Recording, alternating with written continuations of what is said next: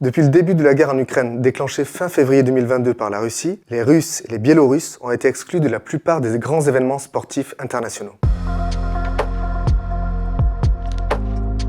À l'approche des Jeux Olympiques de Paris, qui se tiendront à l'été 2024,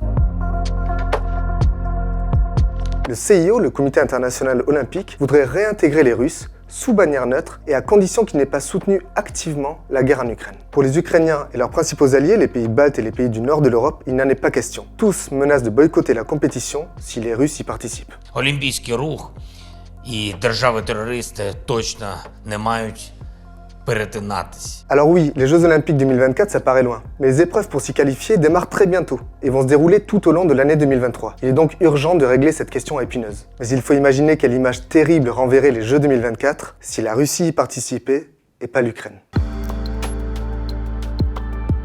En fait, le Comité international olympique est pris au piège de l'un de ses plus grands principes, la neutralité. Le CIO estime qu'aucun sportif ne devrait être interdit de compétition sur la seule base de son passeport. En octobre, Thomas Bach, le président du CIO donc, a déclaré « Une compétition entre athlètes uniquement de pays partageant les mêmes idées n'est pas un symbole crédible de paix ». Et à cette mission de pacification, il faut ajouter une autre raison peut-être moins avouable. Le CIO n'a pas envie de se fâcher avec les Russes, c'est une nation historique de l'olympisme. D'ailleurs, en 2013, quand Thomas Bach avait été élu à la tête du CIO, le premier dirigeant à le féliciter était Vladimir Poutine.